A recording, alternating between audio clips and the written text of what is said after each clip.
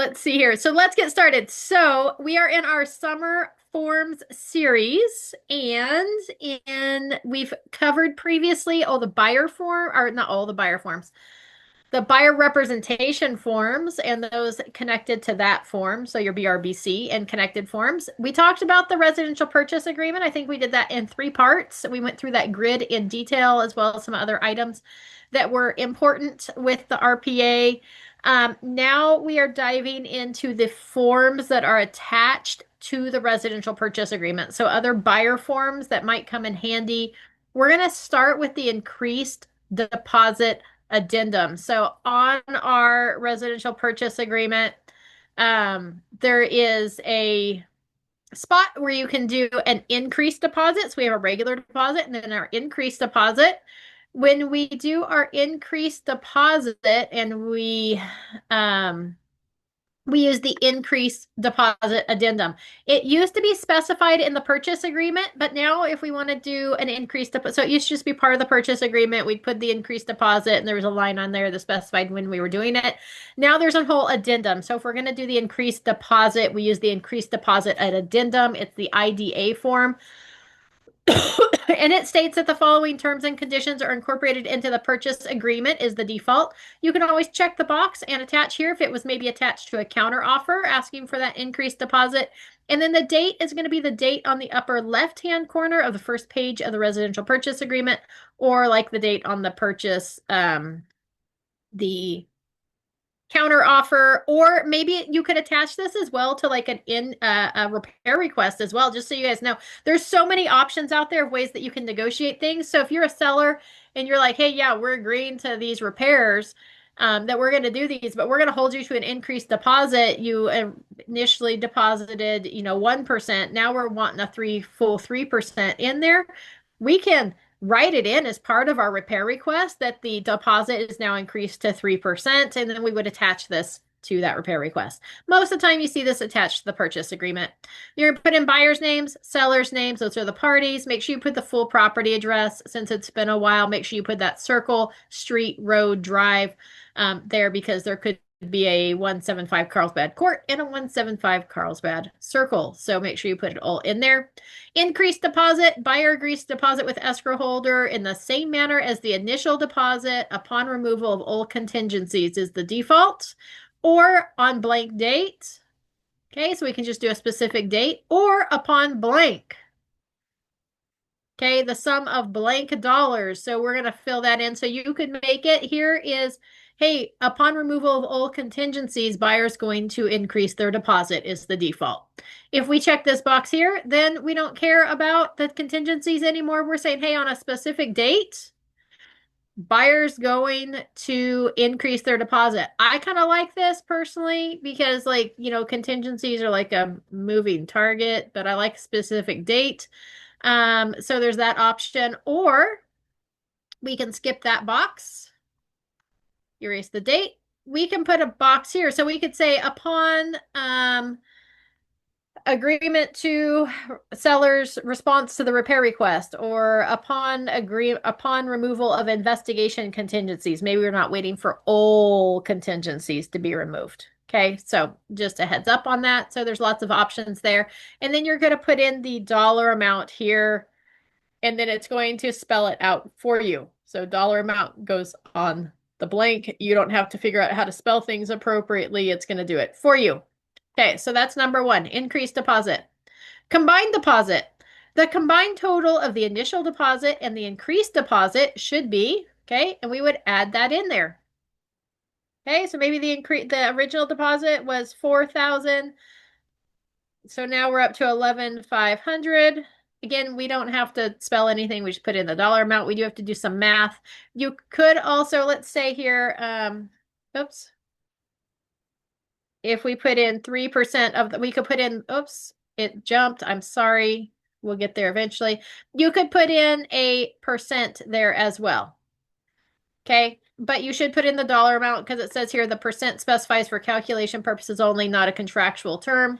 So, so you'd want to put in 11,500 if the initial deposit was 4,000, and then whatever percent of the purchase price that is. Okay, so there you go.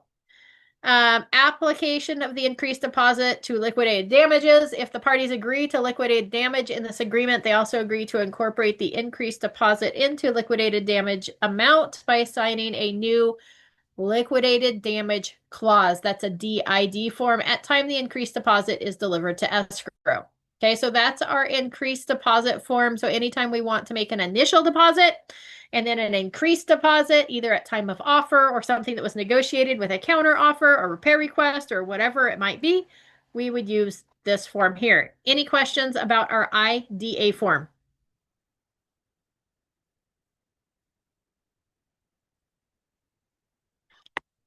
Alrighty. Moving right along then to our next one. We're going to skip to this form here, which is our car form did. This was the form it just mentioned in the previous one. So we wouldn't use this form at time of offer or counter offer. We don't use it at the time that the increased deposit form is used, the IDA form. We use it once that deposit is actually made to escrow. Okay, so at time the deposit is made to escrow. The following terms and conditions hereby incorporated into the purchase agreement is the default or other. So again, if it was a counter offer or repair request, we would check that box. Whatever agreement, it's usually going to be the purchase agreement on this one, but whatever agreement talked about the increased deposit and whatever was really, it's probably going to be whatever's referenced on that IDA form. And then make sure you put that date in there, address, buyer's names, seller's names. Buyer and seller referred to as parties by depositing on blank date. So maybe it's the 23rd, they're depositing the sum of blank dollars. So maybe it's that $7,500 increased deposit. Did they do it by check, cashier's check, personal check, or wired funds, or blank, right? Payable to ORTC. Let's just put, because most of the time that's going to be payable to the title company. Buyer hereby increases the total deposit to blank dollars. Okay, that's where we're going to put in the total. We have to do some math again. If buyer and seller have agreed to liquidated damage in the agreement, the following liquidated damage provision is hereby incorporated in and made part of this addendum. So it defaults to this falls underneath that clause. If we didn't agree to the liquidated damage as the purchase agreement, we would check this box here that it's not incorporated and made part of this agreement. Okay. If buyer fails to complete the purchase because of buyer's default, seller shall retain as liquidated damage the deposit actually paid. If the property is a dwelling with no more than 1 to 4 units, one of which buyer intends to occupy, then the amount retained shall be no more than 3% of the purchase price. Any excess shall be returned to buyer. Release of funds will require mutual signed release instructions from both buyer and seller, judicial decision, or arbitration award. So it's just restating the liquidated damage if we've agreed to it. By signing below, buyer and seller acknowledge that each has received a copy of this delivery and of increased deposit and liquidated damage addendum, and each has read and understands and agrees to its terms. Okay, buyer has given the additional deposit to broker who acknowledges receipt of the additional deposit. I don't want to ever see this box checked on any of your forms. Please don't take your buyer's money. Let them deliver it to escrow themselves. If you do touch your buyer's money or anybody's money that doesn't belong to you as part of a real estate transaction, please note you need to report that to the office because now it's entered our hands. It needs to go into our trust account. It at least needs to get logged into our trust log, even if it doesn't actually go into our trust account. So if you're taking this check, you're like, hey, buyer, no problem. I'll pick up the check for you. I'll deliver it to title company. We pick up the check from the buyer. We take a picture of it. We send an email off to the office immediately and say, hey, office, I have the buyer's deposit check for $7,500. I'm delivering it to escrow, but it is in my possession. It needs to be logged. And then once you deliver it to escrow, you say, hey, now it's been delivered to escrow. We're going to send them another message saying, hey, at 9:11 a.m., I dropped the check off at the escrow company. We need to have record of that. Do not touch anybody else's money, the seller's money, the buyer's money, the other agent's money. It doesn't matter. It needs to get logged into our trust account. So there's your rules for that. So don't touch other people's money. If you were to touch their money, you would check this box here, and then you would say, hey, I received it, and then you would go drop it off at the title company. Okay, any questions there about the DID form or the delivery of increased deposit?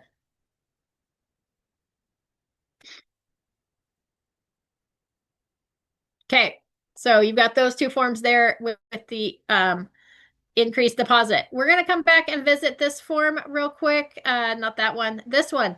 Your liquidated damage and arbitration agreement, CAR form LDAA. Okay, you can use this with the additional signature addendum. You can also use it. I feel like there's another form in here. Hold on, though. Let me double check.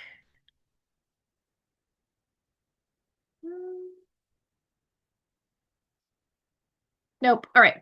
So you can use this with that. You can also use it if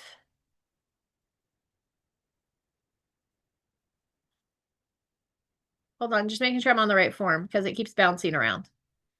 It's horrible. It's horrible when it does this. All right. You can also use this with a counter offer or amendment. So if you've got an offer where not everybody agreed to on the offer, maybe the buyer didn't initial the liquidated damage clause or the arbitration, seller wants them to agree to it. Seller counters that they agree to the liquidated damage clause or the arbitration agreement. We would use this form attached to that. So it could be an addendum to the purchase agreement. It could be an addendum to a counter offer or an addendum to other. Okay, maybe we didn't agree to the liquidated damage clause up front, and now the buyers come and ask for all sorts of repairs to be done, and now the seller's like, well, that's fine, we'll agree to the repairs, and we want you to agree to the liquidated damage clause because we want to make sure that we know if you're going to breach the contract that we're going to get our money back for the repairs that we did. So it might be other and then repair request. Doesn't matter. Make sure you put the date on the form that you're referencing, address, buyer's name, seller's names.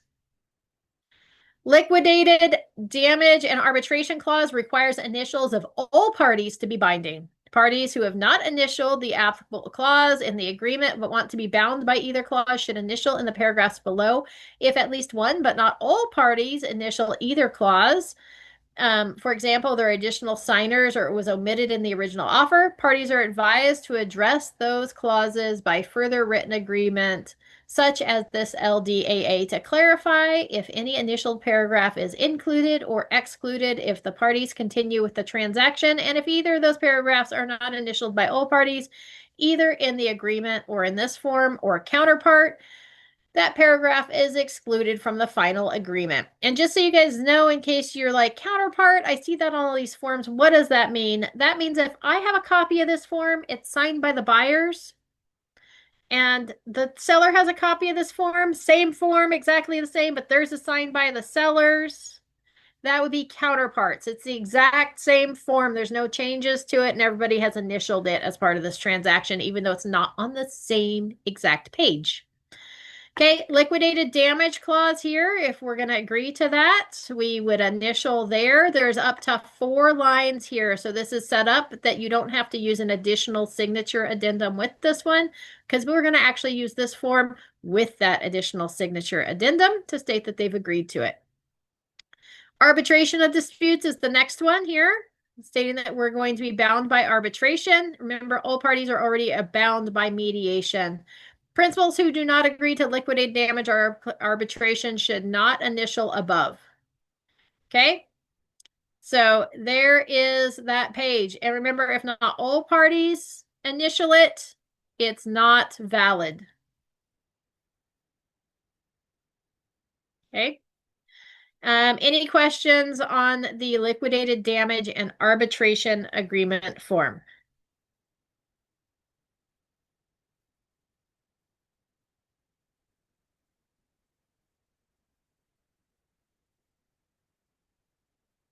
Okay, moving right along.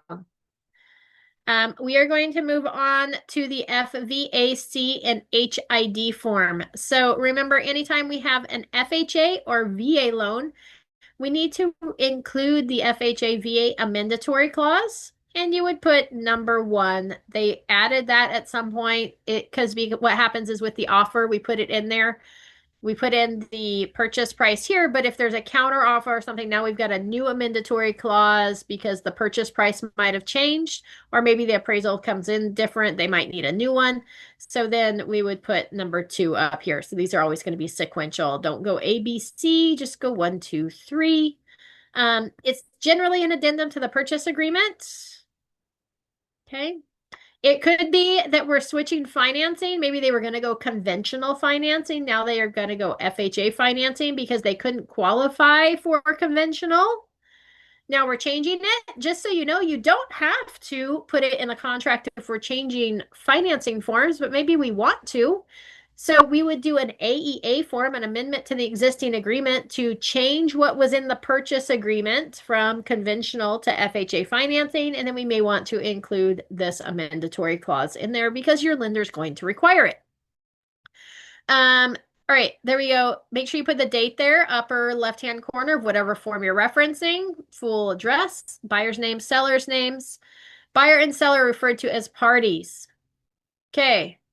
So here is our box. If we had one that went out and now there's a modification of the price stated in the previous amendatory clause, this FHA VA amendatory clause reflects the current purchase price and supersedes any previous amendatory clause. So probably if you've got a number on this that's 2, 3, 4, 5, right? Anything greater than 1, we're probably going to check this box. If it's number 1, we're sending it with the offer, box probably not checked. All right, 1, it is expressly agreed that notwithstanding any other provisions in this contract, the purchaser shall not be obligated to complete the purchase of the property described herein or incur any penalty by forfeiture of earnest money deposits or otherwise, unless the purchaser has been given in accordance with HUD, FHA, or VA requirements, a written statement by the Federal Housing Commission, Department of Veterans Affairs, or direct endorsement lender setting forth the appraised value at a property not less than purchase price goes here. Lender is going to require this to be the purchase price. The FHA VA addendum or amendatory clause requires the purchase price. So let's say the purchase price is $600,000. The purchaser shall have the privilege and option of proceeding with consummation of the contract without regard to the amount of the appraised valuation. They're not required to cancel. They just have the option to cancel if it doesn't hit that number. The appraised valuation is arrived at to determine the maximum mortgage the Department of Housing and Urban Development will insure or the Department of Veterans Affairs will guarantee. Neither HUD nor VA warrant the value or condition of the property. The purchaser shall satisfy himself or herself that the price and condition of the property are acceptable. I apologize that my screen share keeps coming in and out. I don't know why it's doing that. If it keeps doing it, I'm going to stop share and reshare, but I apologize that it's doing that. At least it's showing on my end that it's doing that. So this means, right, that, hey, if it doesn't appraise at $600,000, buyer has the right to cancel. Now, in the purchase contract, if we said there's no appraisal contingency, it's a FHA or VA purchase, this supersedes that, which means that even though we checked the box, there's no appraisal contingency, this is stating that there is an appraisal contingency and that buyer would still have the right to cancel based on this clause, not the appraisal contingency. If, after signing this amendatory clause, the purchase price increases, buyer and seller agree to sign before close of escrow a new amendatory clause that reflects the final purchase price agreed to by buyer and seller. For FHA transactions, the amendatory clause is not required on HUD REO sales. Those would be bank-owned FHA foreclosure properties. Sales where the seller is Fannie Mae, Freddie Mac, the Department of Veterans Affairs, Rural Housing Service, or other federal, state, and local government agencies. Mortgagees disposing of REO assets, those would be bank-owned properties, or sellers at foreclosure sales, and those sales where the borrower will not be an owner-occupant.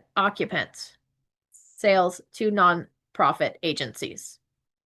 Okay, so it's not required on those.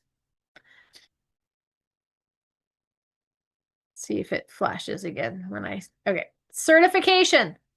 The undersigned buyer, seller, and real estate agents or brokers hereby certify that the terms and conditions of the sales contract referenced above are true to the best of their knowledge and belief, that any other agreement entered into by any of the parties in connection with real estate transaction part of or attached to the sales agreement. It is a crime to knowingly make false statements to the United States on this or any other similar form. Penalties can include fine, imprisonment, or both. By signing below, buyer, seller acknowledge that each has received a copy of this FHA-VA mandatory clause. Each has read, understands, and agrees to its terms. So anytime you have a VA or an FHA loan, this is going to supersede that appraisal contingency and give them the right to cancel based on the appraised value, even if they have no appraisal contingency in the contract. I'm going to stop share real quick. I'm going to reshare, see if it fixes the problem. So that's how this form works. I have had buyers in a hot market that wanted to waive their appraisal contingency. They were going to FHA or VA, or they wanted to do a gap. And they, oh, there it is. They, on the purchase contract under other terms, they stated that they waived their rights to cancellation under the FHA VA amendatory clause. The lender was not excited that we did that, but contractually, it did work. So just a heads up on that. We have worked around that by doing that way. Lender still required us to sign an amendatory clause. We did it after the appraisal was completed and everything was agreed to, just because they needed it for their files. I don't know why my screen's being funny. I apologize. All right, so that's all FHA and VA loans require this form to be part of the transaction. If you have an FHA loan, this form here is required, our HID form, which is for your protection. Get a home inspection. It says right there at the top, required for FHA transactions. Personally, I would include it on every transaction because I think it's good information for our buyers and helps to alleviate that sense of responsibility for us. We can prove that, hey, no, we told you to get a home inspection. Okay, so for those people, especially those that don't want one, why you need a home inspection? Buying a home is probably the biggest investment you will ever make. The purpose of a home inspection is to inform and educate you about the property before you make a financial commitment. A home inspection will give you more detailed information about the overall condition of the house you want to buy. If on the purchase contract you check the box for a FHA loan, it will automatically include both the FVAC and the HID form as part of your transaction. If you check VA, it's going to include the FVAC form, not the HID form. You have to go into the library and find it by itself. If you just want to include it, just go into your library and include it. But depending on what box you check, it will include. And I apologize about my screen. Be an informed buyer. A home inspection will only occur if you arrange for one. FHA does not perform home inspections. For a fee, a qualified inspector will take an unbiased look at your potential new home to evaluate its physical condition, estimate the remaining of useful life of the major systems, equipment, structure, and finishes, and identify any items that need to be repaired or replaced. If you request an inspection early in the process, you may be able to make your purchase contract contingent on its results. What is included in this inspection? To better understand what to expect in a home inspection, ask the prospective inspector for their standards of practice, their SOP, or for a sample home inspection report. It never hurts to include during your buyer consultation a copy of the different types of reports a buyer might want, so that they're familiar with what those reports look like, how to read them, what information they would find in those reports. How to find an inspector. To find a qualified home inspector, ask for references from friends, real estate professionals, local licensing authorities, and organizations that qualify and test home inspectors. There's not very many of those. It's a highly unregulated profession, but we can make reference or referrals to them.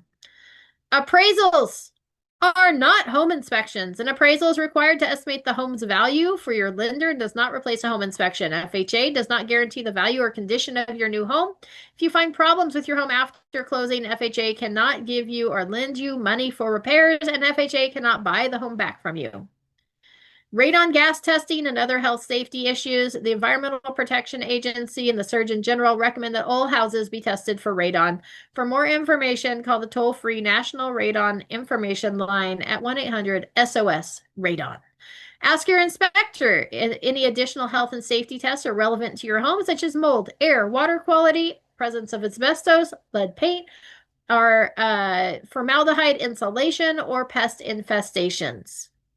Okay, I or we acknowledge the receipt of for your protection, get a home inspection. Dun dun dun. So highly recommend that form as well on all transactions, not just the one it's required for, which again is just FHA. Any questions on the FVAC form or your HID form?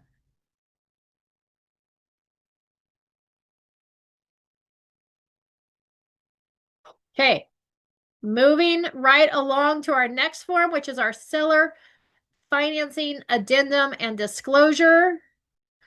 Okay, this would be if we're asking the seller to finance the purchase. You guys don't see this very much in the state of California, especially Northern California. You see it a little bit more on vacant land purchases. Okay, the reason we don't see this very much is that oftentimes sellers owe money on their property. So sellers can't actually finance anything unless they pay off the loan that they have on the property. So for the most part, we do traditional financing options. Seller financing could be a good option for like if we have a VA assumable loan on a property and there's a gap between that assumable loan and the purchase price, right? And maybe buyers have part of it, but they don't have all of it. Maybe we're asking the sellers to finance part of that. That would be the appropriate use. We see it on land with like vacant lots oftentimes because it's hard to finance vacant lots. Um, those are your main uses that you see it, but I mean, it can be used for anything. We're bringing it up because it was part of our residential purchase agreement training. So again, it's going to be part of the purchase agreement or counter offer or other. Make sure you put the date in there, the property address, buyer's names, and seller's names.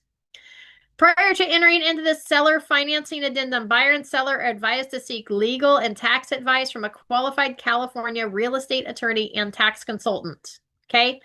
They should talk with somebody to see what the ramifications are. I will tell you, if you've got a seller doing a 1031 exchange, they can't seller finance it. Okay, it has to be done by like they have private lenders that do seller financing where the seller does the financing, but then it's held anyways. It's really complicated. It messes up the 1031 exchange. But for a seller, why would we want to do seller financing? Number one, it may make the house sellable that was previously unsellable for whatever reason. Again, that VA assumable financing, maybe it's a high purchase price. They have the means to be able to do so.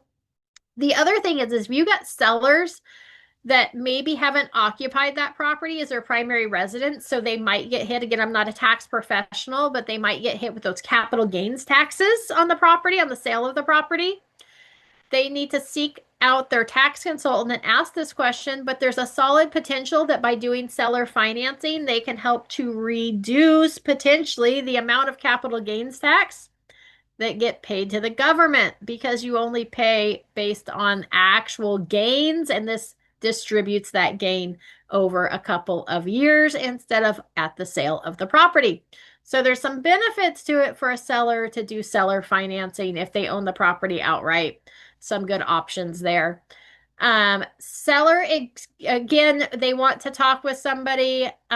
We are not financing professionals. They're going to want to have a conversation with somebody, take this form, talk to somebody and say, what should we do here? How should we fill this out? And this goes both ways. If it's a buyer submitting this to a seller, buyer kind of needs to know the terms that they're thinking that they're going to agree to or want to agree to. Seller also wants to take that form and have it reviewed to see what they're agreeing to.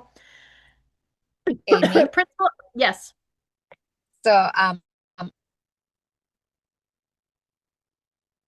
going to be doing a seller. I think seller has already agreed.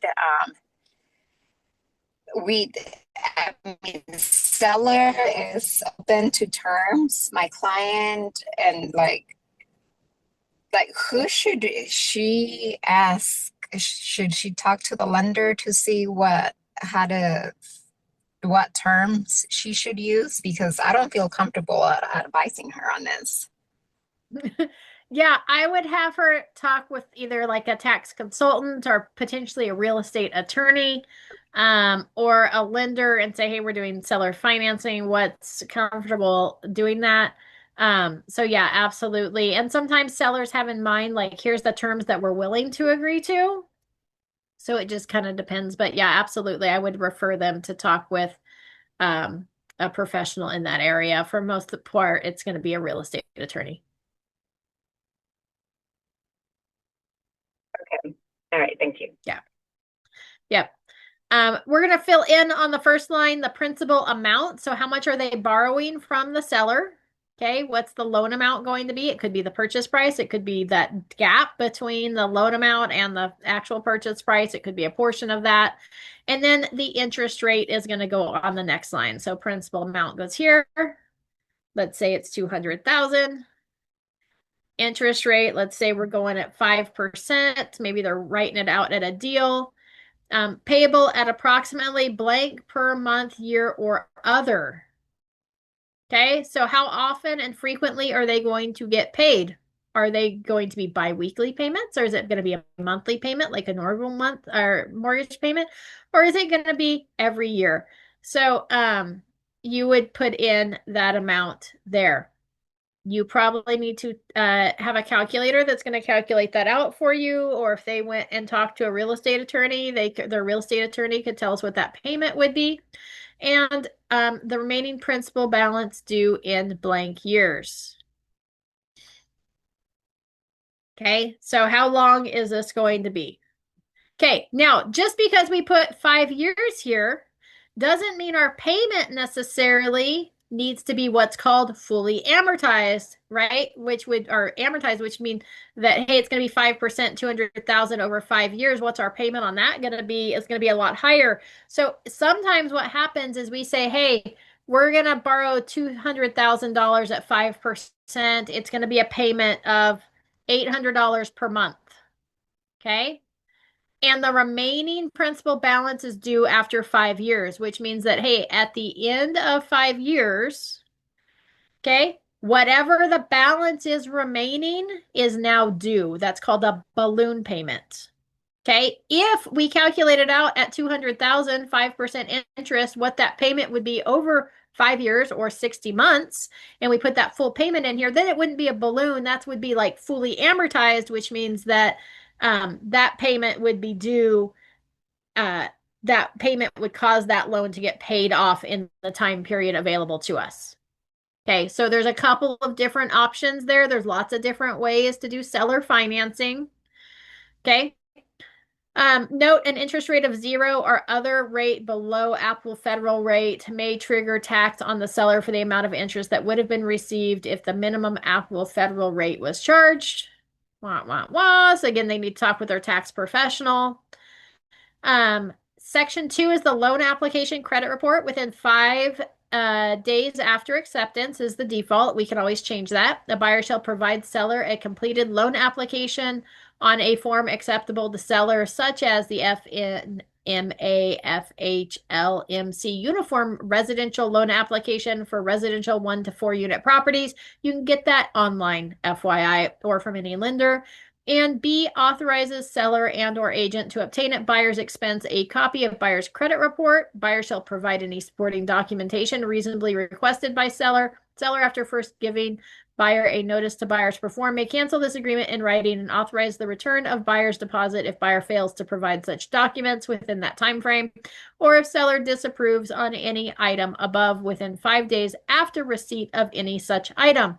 So, right, so it's going to be just like a regular loan process. Like, hey, fill out a loan application. I can request copies of your income and asset documentations as long as it's considered reasonable.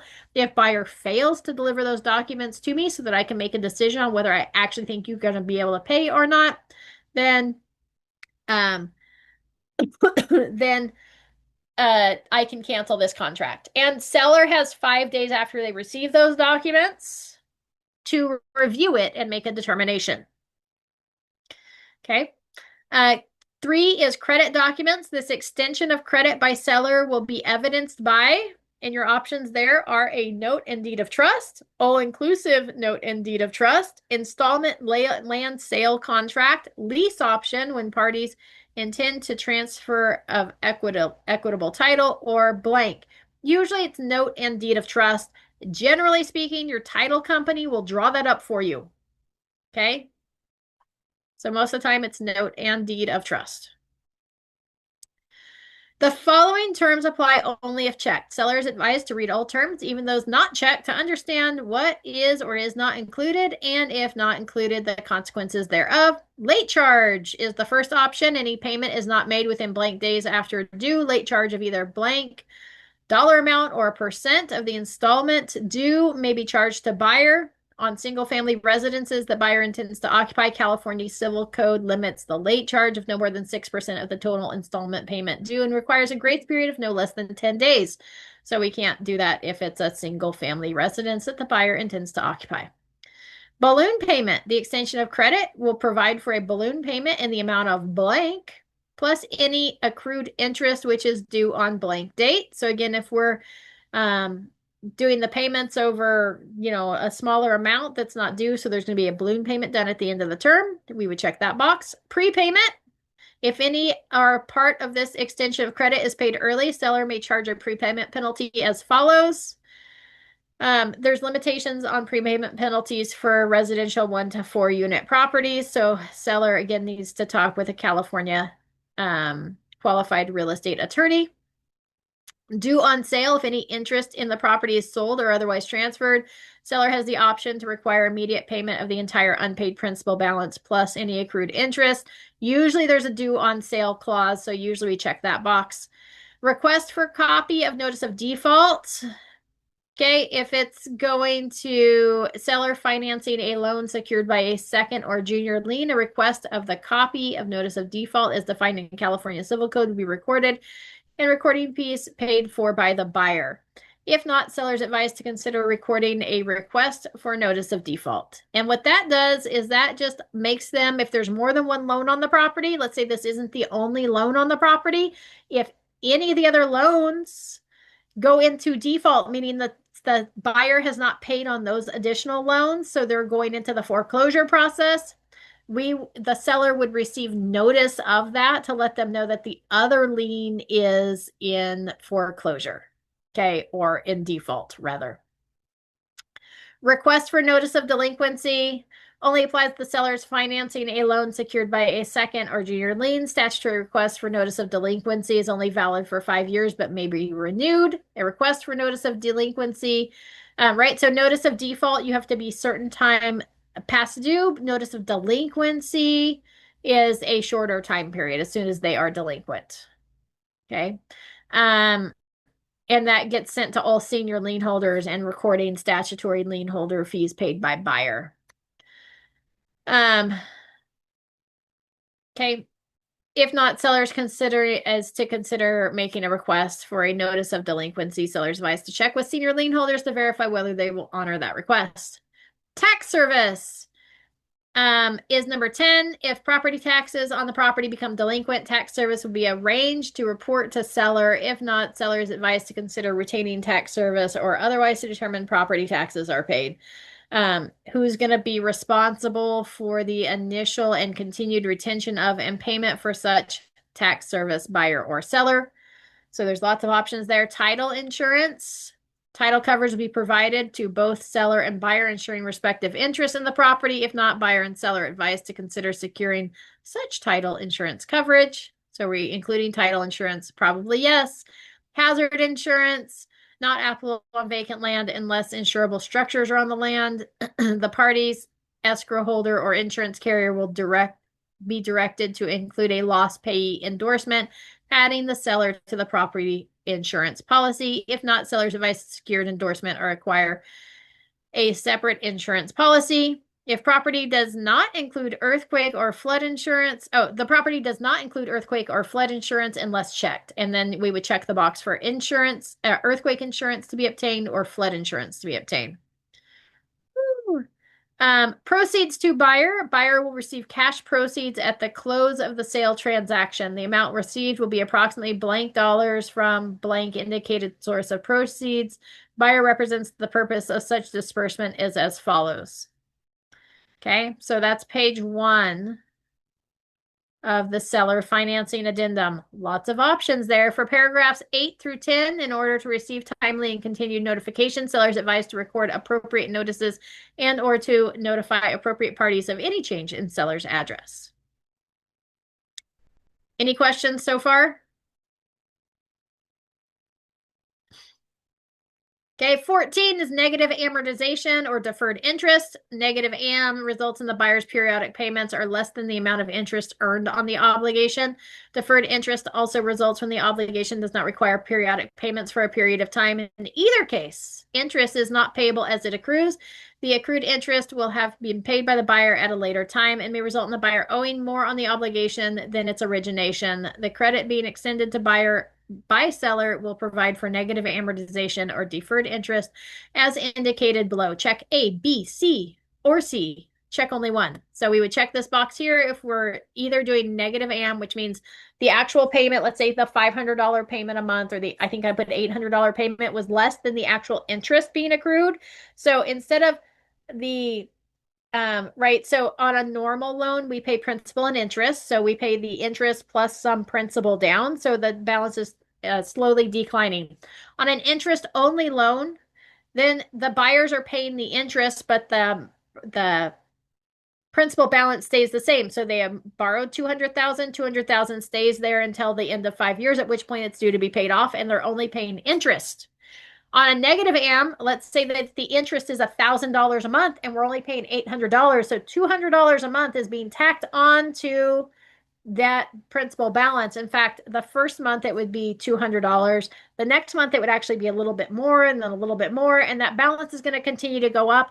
That would be this deferred interest or negative amortization. All right. First option A is all negative amortization or deferred interest shall be added to the principal. That would be annually, monthly, whatever, and thereafter shall bear interest at the rate specified on the credit documents. That's compound interest. B is all deferred interest shall be due and payable along with the principal at maturity. Or C is other. Okay. Again, super important to contact a professional to make sure that this all gets filled out appropriately if that's something that you're doing. All-inclusive deed of trust, real property sales contract, installment land sales contract. This transaction involves the use of an all-inclusive or wraparound deed of trust on real property sales contract. That deed of trust or contract shall provide as follows. In the event of acceleration of any senior encumbrance, the party responsible for payment or for its legal defense is buyer, seller, or is not specified in the credit or security documents. B is in the event of the prepayment of a senior encumbrance, the responsibilities and rights of the buyer and seller regarding refinancing, penalties, and any other prepayment discounts are blank or are not specified in the documents evidencing credit. Buyer will make periodic payments to blank. Seller, collection agent, or neutral third party who will be responsible for dispersing payments to the payee on the senior encumbrance and to seller. Note, the parties are advised to designate a neutral third party for these purposes. Tax identification numbers is defaulted as checked. You cannot uncheck it. That would be buyer and seller each provide to each other through escrow if used their social security numbers or taxpayer identification numbers. This information is necessary to report interest paid and received. Escrow will exchange the information at close of escrow. Other credit terms, conditions, and addendums are 17. 18 is recording. The documents evidencing credit will be recorded with the county recorder's office where the property is located, and the recording fees paid by the buyer. You can also have them paid by the seller. If not, buyer and seller advise that their respective interests in the properties may be jeopardized by intervening liens, judgments, encumbrances, or subsequent transfers. They're saying, hey, record it on title. Junior financing, there will be additional financing secured by the property junior to this seller financing. So if there's other financing held on the property that's senior to this, so basically any mainstream lender is going to be senior financing, the seller is going to be junior versus additional financing that will be underneath the seller. Okay, that would be junior financing. So this may be a situation where you've got like a solar lien on the property. The seller that the buyer is assuming, the seller's financing may go in front of that, and then the junior financing would be the solar financing. Senior loans and encumbrances. The following information is provided on loans and or encumbrances that will be senior to the seller financing. Note the following are estimates unless otherwise marked with an asterisk. If checked, a separate sheet with information on additional loans or encumbrances attached. And this just goes through all the other things that might be on this. If there's a first loan, a second loan, maybe the seller financing's in third position. Okay, that's going to outline the details of those financing options. Buyer's credit Amy, worthiness. Yes. I have a question.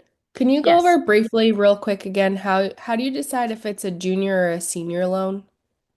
Yeah. Just So, briefly. Thank yeah, you. for the most part, a senior loan is going to be any mainstream lender. So if we're assuming a VA financing from the Department of Veterans Affairs VA loan, that's going to get recorded in first place. Any other mainstream bank or lender is going to want to be in that first place position, which would be the senior lien holder.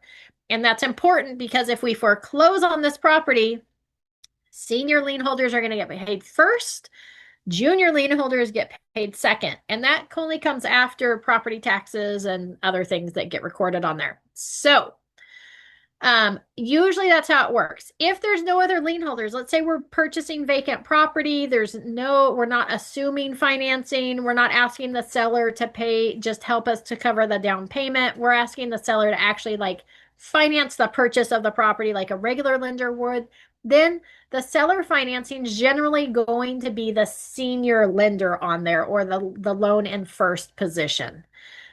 So for the most part, if there's another purchase loan when we're doing the purchase, they're going to be the senior. The seller's going to be the junior. If the seller's the only lender on it, then the seller's going to generally be the senior loan on the property. Does that make sense?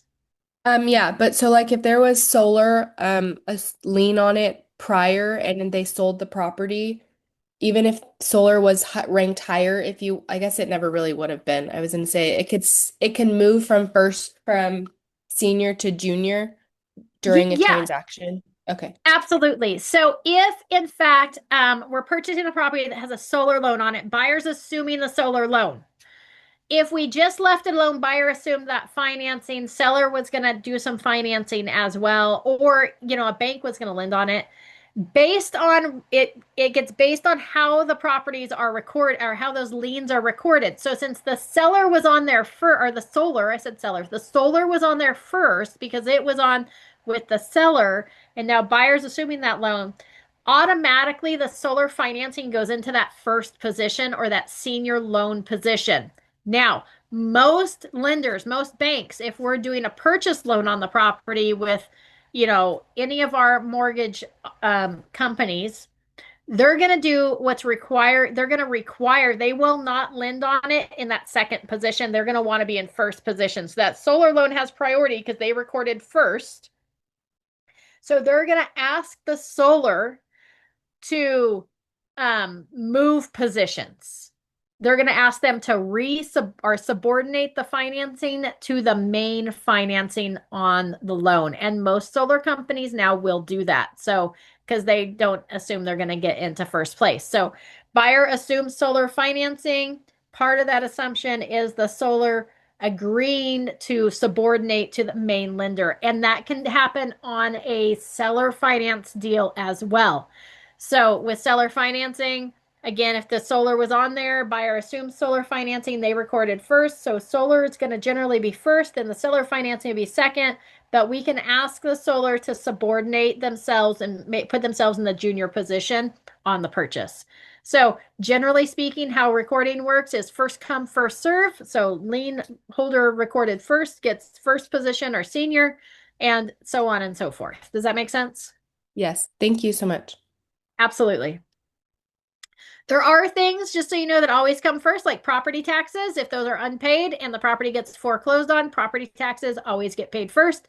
Generally speaking, as well, utilities also always get paid. And then you have other things like tax liens and different things as well that can attach to your properties, and then those you have to fight with them on where they're at. But yeah, usually it's recording as first come, first serve. All right, buyer's credit worthiness is 21. You're going to check either A or B, not both. No disclosures concerning buyer's credit worthiness has been made to the seller, or the following representation concerning buyer's credit worthiness are made to the seller. So this would be like occupation, employer, length of employment, gross income, or other. Okay, so you can disclose that or not disclose that with this addendum and disclosure. It could just be that, hey, you're going to pull credit and request those documents. You don't have to disclose it here. Added, deleted, or substituted buyers. The addition, deletion, or substitution of any person or entity under this agreement to title prior to the close of escrow shall require seller's written consent. Seller may grant or withhold consent in seller's sole discretion. Any additional or substituted person or entity shall, if requested by seller, submit to seller the same documentation as required by the original named buyer. Seller and or brokerages may obtain credit report at buyer's expense on any such person or entity. So it's just we're going to add or take somebody off.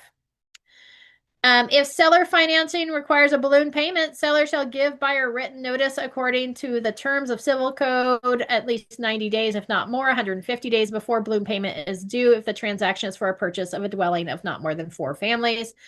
If any obligations secured by the property calls for a balloon payment, seller and buyer are aware that refinancing of the balloon payment at maturity may be difficult or impossible depending on the conditions in the conventional mortgage marketplace at that time.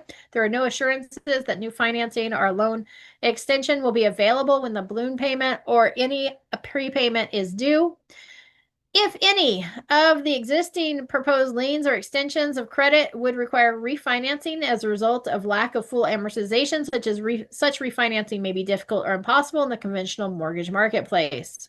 In the event of default by buyer, seller may have to reinstate or make monthly payments on any and all senior encumbrances, including real property taxes, in order to protect seller's secured interest. Seller's rights are generally limited to foreclosure on the property pursuant to California Code of Civil Procedure, and the property may lack sufficient equity to protect seller's interest if the property decreases in value. If this 4-page addendum and disclosure is used in a transaction for purchase of dwelling of not more than 4 families, it shall be prepared by the arranger of credit as defined in California Civil Code. The arranger of credit is usually the agent who obtained the offer. Okay, arranger of credit is there. Buyer and seller acknowledge and agree that brokers will not provide legal or tax advice, will not provide other advice or information that exceeds the knowledge, education, and experience required to retain a real estate license, or have not and will not verify any information by either buyer or seller. Buyer and seller agree that they will seek legal, tax, and other desired assistance from appropriate professionals. Buyer and seller acknowledge that the information each has provided to the arranger of credit for inclusion in this disclosure form is accurate. Buyer and seller further acknowledge that each has received and completed a copy of this disclosure form. FYI on this, if you are going to do seller financing, there are escrow companies that are called long-term escrow companies that handle seller financing. I would make sure that somewhere on here, I would make the recommendation to my seller that they utilize a long-term escrow account to handle this, because the long-term escrow account takes the payments in, they disperse them to the seller. At the end of the year, they provide the tax documents to both parties. They take on all of that themselves. If there's a balloon payment, they're going to make sure those notices are made in time. I highly recommend long-term escrow company for seller financing. So that's just my recommendation on that, because it doesn't really talk about that in this form, but I would recommend that. There's usually a fee associated with a long-term escrow fee. So there's our escrow company. So there's usually a monthly fee for that service. And you want to specify who's going to cover that fee, whether it be the buyer or the seller. Generally speaking, it's the buyer. All right, important seller financing disclosure. Please read carefully. The Dodd-Frank Wall Street Reform and Consumer Protection Act has made significant and important changes affecting seller financing on residential properties. Effective January 10th, 2014, sellers who finance the purchase. Oh, that was rude. It just closed out on me. Hold on. I need to remember to hit the save button or something every once in a while, because it times out and sometimes I don't get the warning and it just closes up on me.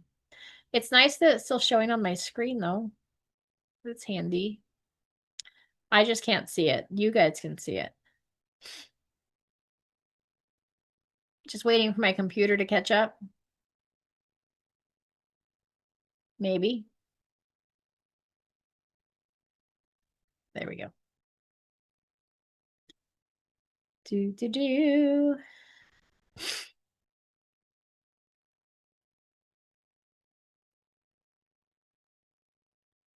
I've actually seller financed 2 properties. We did a small seller financing on our house when we moved out of California because they were having problems. Adrienne, I think you represented that buyer, didn't you? If she's still on here. They couldn't, they were having problems or needed more down payment or couldn't get it from their retirement account in a timely manner. It was getting held up. So we decided in order to facilitate the close of escrow that we would finance a small amount of it so that we could close escrow and be done with it and lock that person in. We felt like the risk was worth taking. It was only like $30,000 and it was going to be better than canceling on that buyer and putting it back on the market at that time because the market was changing substantially. So we decided to seller finance that and take the risk that we may not ever get that money back, but it would be better than not closing escrow. Um, I'm just telling you this information while we wait for it to reopen. Here in Idaho, we actually had vacant land. We had 20 acres that we decided to sell, and we seller financed that. And when you do seller financing, you can agree to whatever terms. The benefit to us of that one, again, was that it was not we were selling it for substantially more than we had purchased it for. So we were going to experience a substantial amount of capital gains taxes on that. And by seller financing it, number one, it's harder to finance vacant lots, so it made it available to more purchasers. And the terms were really good because the buyers wanted to make high monthly payments. And it spread out of them all being due that first year, which has substantially reduced our capital gains taxes. So there are some benefits there when you understand those tax benefits to you and consequences. So you always want to check with a tax professional, but that one happened to work in our favor, which is why we decided to go ahead and do that. A lot of people get really nervous with seller financing. Again, in that second position, there's another lien holder on there. You're in second position. If they do foreclose on the property, chances are you're not going to get anything or very little, especially depending on the value. If values increase, you will, but if they decrease, you're not going to. So you always run that risk, which is why, like our property in California, we decided that, hey, if he defaults, we're going to be out these funds. Are we okay with that? Okay, versus here in Idaho, we were the senior lien holder. We were the only lien holder on that property when we sold it. And if the buyers defaulted, we would foreclose on it, take it, and resell it. If we foreclose on it, we don't owe the buyers any of their money back, any of that principal or interest that's been paid. We didn't owe any of that back to them if we had to foreclose on it. So there was really no downside to it. And I have to say that Idaho is a little friendlier than California where it comes to things like foreclosure and tenant laws. So everybody does need to understand the implications and the ramifications, right? If they decide to do seller financing, which is why I'd recommend everybody reach out to their tax professional and a real estate attorney. But it could be a good option for properties, especially if you've got vacant lots that are sitting on that the sellers don't owe anything on. It could be a great option there. And if the sellers do owe some money, let's say we're trying to sell a lot for $350,000, maybe the sellers owe $100,000 on it. Sellers maybe say, hey, we're willing to do seller financing with the down payment to cover the amount to pay off and any of our fees. So maybe with $150,000 down, we would be willing to seller finance the rest of that purchase. So there's always those options as well. It's a great way to make some money and spread out your potential taxes.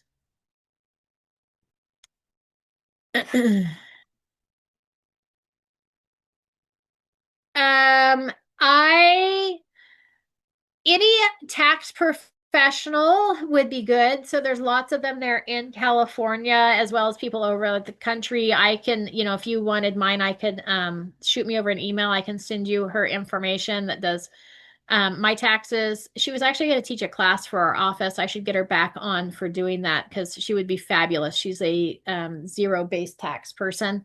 And then Ed probably has some real estate attorneys there in California. Those do need to be California specific, and he probably has some of those people. So I'd reach out to Ed for that. I do not have a list of real estate attorneys in California. All right. Seller financing. We're going to go back into that, read that last page, and then we will wrap up for today. I was going to be done by 10, but then my computer decided not to participate in the process. So here we are. But we have one more page. One more page, I think. Just the Frank Dodd.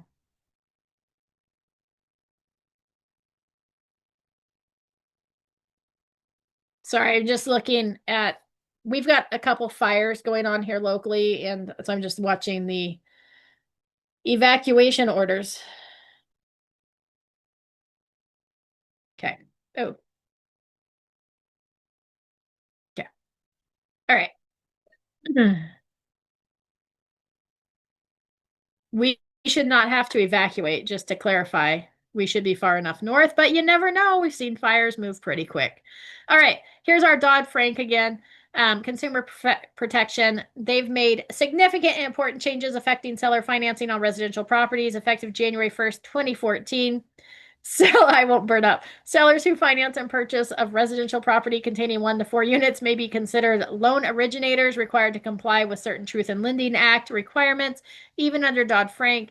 The following 2 exemptions exist. Seller finances only 1 property in any 12-month period, and the seller is a natural person, a trust, or estate, and seller did not construct the property in ordinary course of business, and the financing has a fixed rate or does not adjust for the first 5 years, and financing does not result in negative amortization. So if all those apply, you're not required to those truth in lending requirements.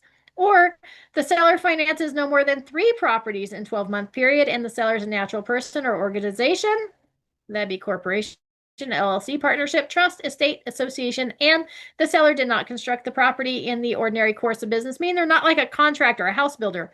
The loan is fully amortized, no balloon payment, and the financing is a fixed rate or does not adjust for the first 5 years, and the borrower has a reasonable ability to repay the loan. So if those 2 things exist, you also don't have to comply. Sellers who finance the purchase of residential property containing 1 to 4 units, meeting either of the 2 exemptions, are not subject to the truth in lending requirements and may continue to and are required by California law to use the seller financing addendum. Sellers who financing the purchase of residential property containing 1 to 4 units who do not meet either of the 2 tests above should still complete the seller financing addendum and speak to a lawyer about other truth in lending disclosures that may be required. Sellers who finance the purchase of residential properties containing 5 or more units, vacant land, or commercial properties are not subject to the truth in lending disclosures, nor are they required to use the seller financing addendum. A seller who originates a single extension of credit through a mortgage broker and additionally meets the definition of a high-cost mortgage under the Dodd-Frank may be subject to Truth in Lending Act's requirement to verify borrower's ability to repay. Everybody initials that page. So there is your seller financing addendum. I hope that's as clear as mud. I hope you're scared to death of it. No, I'm joking. Please don't be scared to death of it. It is a good option, but you do want somebody, a real estate attorney, to help advise you on the best way to fill this form out, or advise your client, rather, the best way to fill this form out. And then they should seek always the information from their tax professionals to know where they're going to fall in the tax laws. Any questions before we wrap up today?